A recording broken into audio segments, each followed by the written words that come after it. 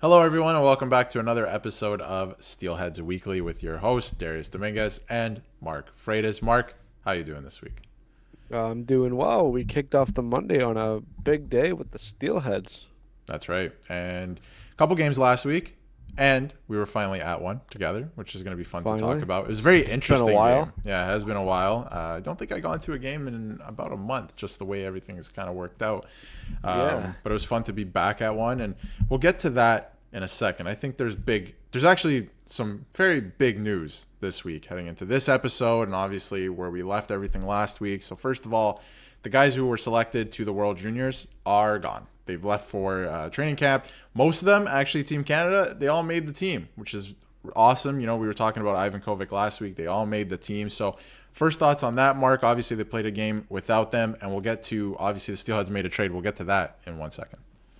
I think it's big for the team. I think it's great experience for these guys, especially for Martone, who's going to look for a big draft.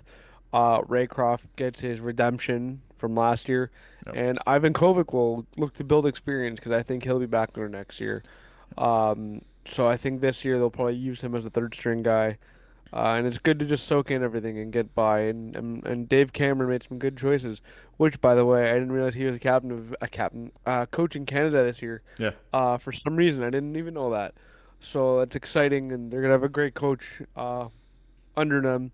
As you and I both know, Dave Cameron's a fantastic coach. So hopefully, he already won a gold medal with Canada, right, as a head Yes, coach. I believe he did, and former Mississauga St. Michael's Majors coach. So Hmm. we're very familiar with him here in Mississauga, and he has some great players under him this tournament. And you know what? You bring up a good point. I mean, Rakoff is going for redemption this year. Martone may never play in this tournament again the way he's going because Nope. an NHL team is going to keep him around next year wherever he's playing. And Yeah, I saw a tweet about that. yeah, so wherever he goes, he may not return to this tournament. So good for him. And Ivan Kovic, I think he will be back. He could play in three of these at this point. The fact that he made this team this early on in his career, so fantastic for him. And they're doing it all together. I think that's really cool. Yeah. So shout out to them. And obviously the Steelheads are missing a couple other guys to the World Juniors as well. And they get Lucas Carmiers back, which was great. But real quick before we get to the games and obviously the dynamic of the team right now, because it's very odd, and they signed some new players and let some Yep. players Yeah. go as well. But they have acquired Vilmer Alriksen, I believe it's pronounced, from the Guelph Storm. Go ahead, Mark.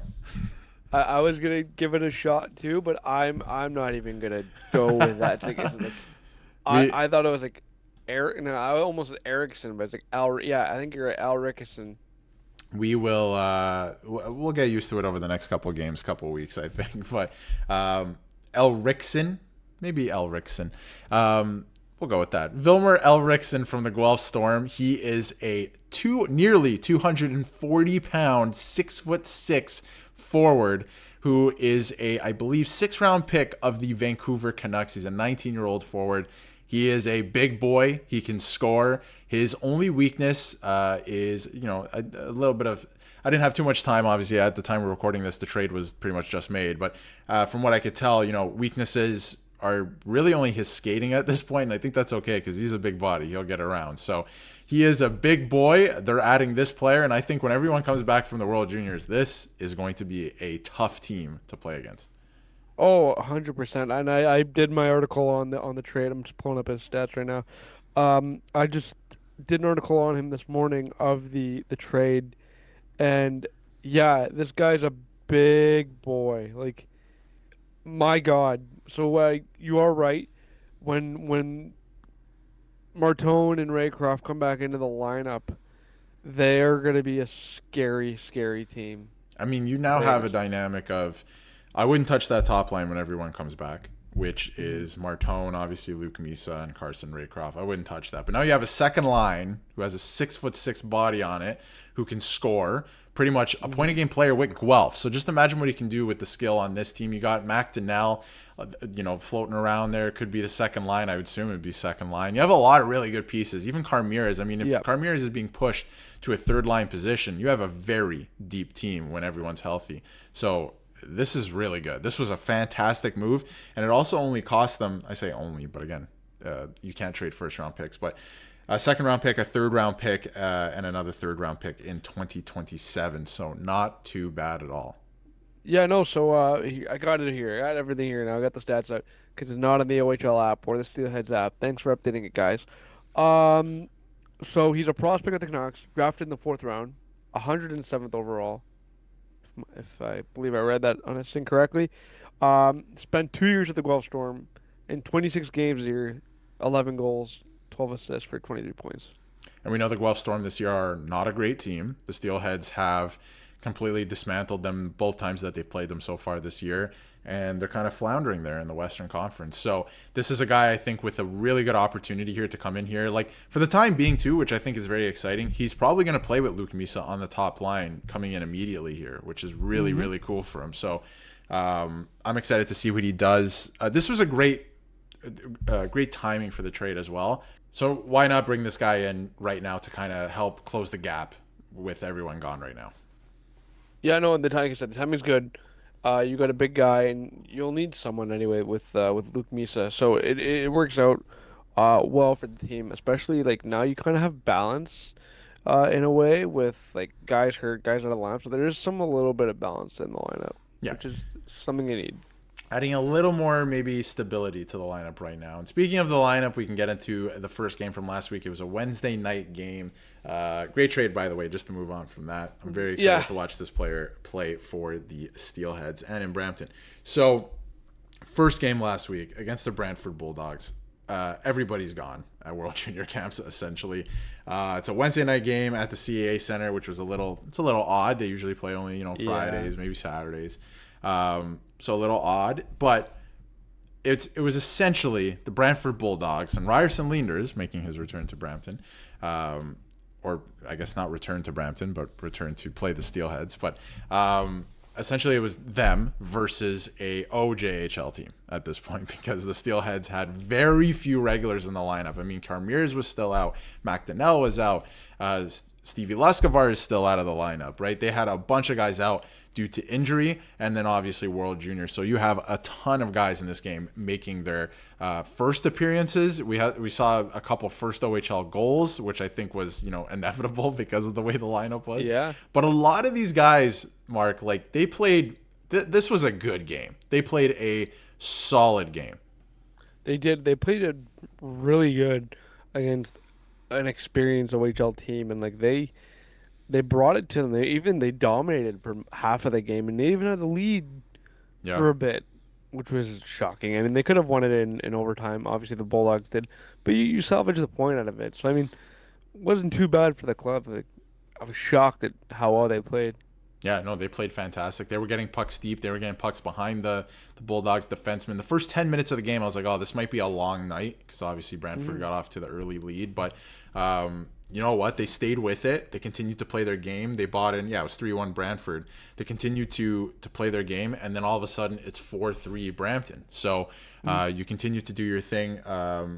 Voluchik, I believe is his name, scores his first OHL goal. You also have Jack Van Volsen getting on the board. Spencer Sova was amazing in this game. He was really leading the charge, and somebody that we were both talking about at the game where you're like, wow, he's so noticeable tonight because he's having to, take on a lot of responsibility. So he was great. Yeah. And Aiden Lane, him and Harding was fantastic that night as well, with Kyle Dubas in the building as well, who was, I assume, watching him or maybe watching somebody else, but in the building as well, the Pittsburgh Penguins draft pick. And Aiden Lane, with less than a minute left, scores to tie the game. So that was a great moment. You had to figure one of the new guys was going to score that night, and two of them did. So that was fun to see. And they all played really well. Like the young guys played with a lot of they brought a lot of energy to the lineup. McCauley on defense looks fantastic as well. He's good. I think he should stay regardless after everyone comes back. I don't know. They're going to be very deep when everyone comes back and if they're healthy, but he is a guy that, looking forward, if he sticks around,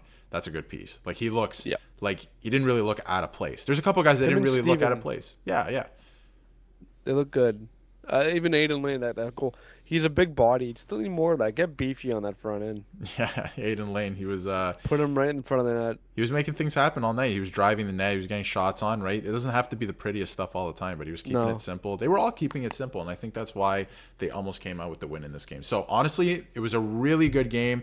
You have some dramatics at the end, obviously tying the game. That was a good moment. And obviously, Aiden Lane had like his whole fan club there. I don't know if you noticed that, but there was like 12 guys with Aiden Lane jerseys, and they were all like going crazy when he scored. So, that was cool. And I saw that after the fact, after the game. So, that was cool.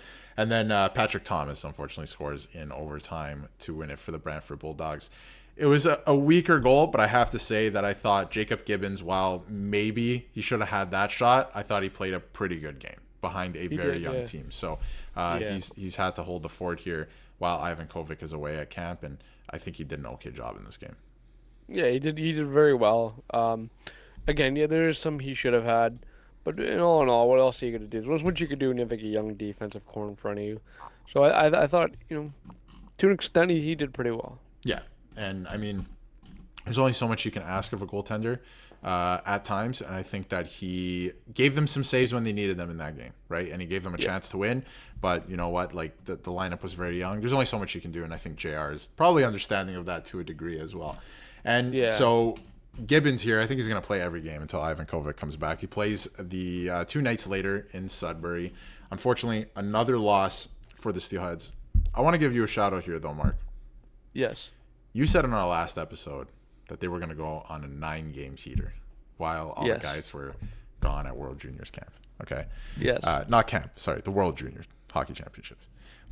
They have not done this. They have the 9-game heater dream is over. But Mark, besides last night in Oshawa, which we'll get to, they did not lose until last night.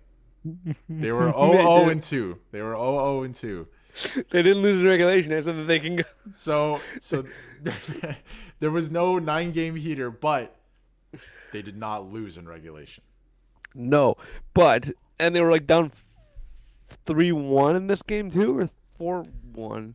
No, they were down 3-1. They were down 3-0. And they actually took the lead. They actually took the lead at one point in this game. And they blew it again. And then God, well, we can say blew it, but I don't know if they're blowing it. They're a young team. They're an inexperienced team at the time, right? But you have the usual Parker Von Richter scores again. Alexander Steffen gets his first OHL goal, so that was another guy who scores his first goal in the OHL. So that was a good story. I liked his game too. We didn't mention him on Wednesday. I thought he was taking chances, and I think sometimes that would drive a coach crazy. And I saw JR a couple times telling him to calm it down, but I think that's a good thing if they have guys like willing to do that. Yeah. One thing I'll point out from that game is the Jacob Gibbons save where he like dove. Oh, I don't know if you saw it. One of the saves of the year. Yes. Looking at that, I tore my knee looking at that. Actually, no, he must have saw my highlight reel clips. He learned that from me. But yeah, no, like that was a very good save. He kept them in that game. Great save. He kept them. He gave them a chance in that one. Obviously, they're working hard for their goals. Jack Van Volsen's been great again.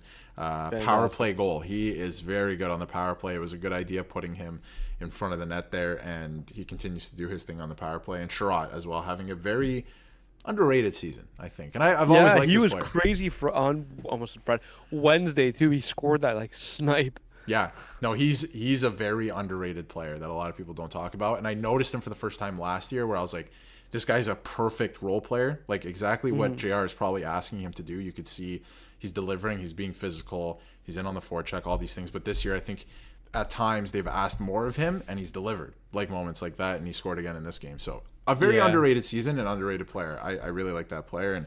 And again, power play. You don't have your top guys here. It's a bit of a problem. 2 for 6 in this game. Could have done yourselves a few more favors, but it is what it is. Obviously, you don't have the top end talent there. But that's that. Again, a final in OT. They did not lose in regulation until, Mark, last night at the time of this recording in Oshawa, playing the Oshawa Generals. Although Oshawa, I mean, a couple guys didn't make Team Canada. They still have Beckett. Seneca still in the lineup, who is a third overall pick. Again, Jacob Gibbons, again, only allows 3 goals. I feel like that's pretty good with some high offense on the other side, of course. And Ben Danford gets a goal and an assist in this game. Finn Harding with another great performance. He's been stepping it up in the absence of everyone as well. But again, not enough. Nothing on the power play either from the Steelheads. This one, I'm not going to say that you expect to lose this one. But again, it's another tight game, and I feel like they're not getting blown out. They're hanging around in these games that a lot of people, I think, expected them to probably fall apart in. Yeah, and then that's the thing. They were tied for majority of the game, and then Ben Danford scored the game winner. Yeah.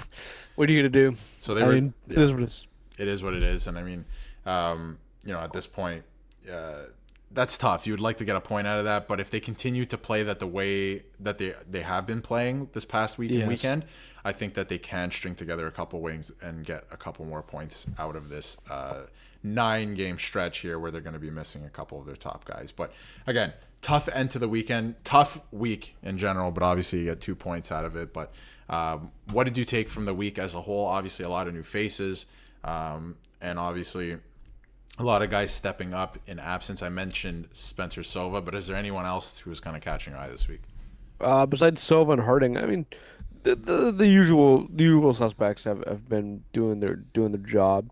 Yeah. Von Richter has been very noticeable, which has been good. And a lot of these young guys coming into the lineup have been given a big task, and I think so far they've passed the test. They've done well. There should be a spot for some of them after everyone else comes back. Yeah. So they're just gonna keep playing their formula, and wins will come. Like I said, as long as they'll be okay come January 4th, the next a couple days after that, everything will be fine for them. They'll get into it. It's like we said, after this trade they made today, once everyone comes back, I'm sensing that they'll pull off a 2017, just go on a heater, I'm sensing and that as well. everything will come to how it should be. Yeah, Or go as it should be. I think that once everyone comes back in January, they're really all going to lock in and focus in on winning every single game possible. And they have the trade deadline coming up. And they have the trade deadline coming up, and they just made a move as well. We just covered that at the start of the episode, but they can still make a couple more moves. They have a lot of draft picks still available that they can spend there, and they have some young players if they really want to move off of them. I don't know if I would I don't know if I move off of Troy Patton or anything like that, but I think that they have some assets they can move still to go out and get another player, which is going to be exciting. But just to preview this week coming up against Brantford again on Wednesday. Apparently they only like playing on Wednesdays. Yeah. Not at home this time. This one is in Brantford. So this is another big game. You're fighting with this team in the standings as well. So you're going to have to, try your best to win that game. You need points out of that game, I think. But right now, or a point. Or a point. The Steelheads are. This is a huge game actually because the Steelheads have one game in hand on the Brantford Bulldogs, and they're 3 points behind them in the standings.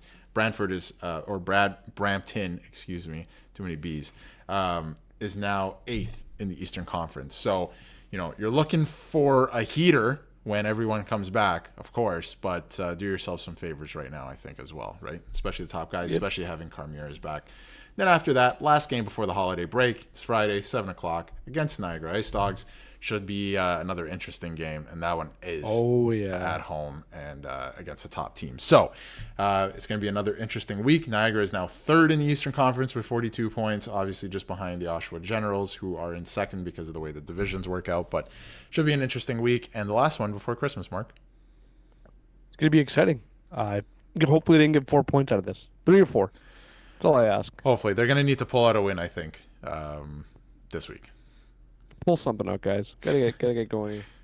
Get rolling. The Brantford one, I would say, has to be a must-win. But we'll see how it plays out this coming weekend. And then they play the Ice Dogs hard, so it should be an all right one. Yeah, these should be 2 really good games, and hopefully they pull a couple points out of here because I think they're probably gonna have to. And then their next game is after Christmas, so we will see you all around after Christmas, I guess. So hopefully everybody has a great Christmas, and we'll be back to. I'm sure we're gonna cover some World Junior stuff as well as we go with the Steelheads games.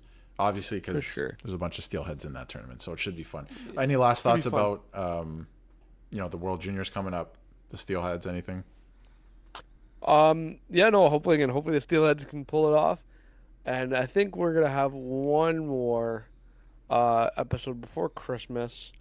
But if we don't until then, let's go Canada. That's right. We should have one more episode before Christmas, but if not, obviously Boxing Day it starts, so it should be fun. And we will see you all in the next episode.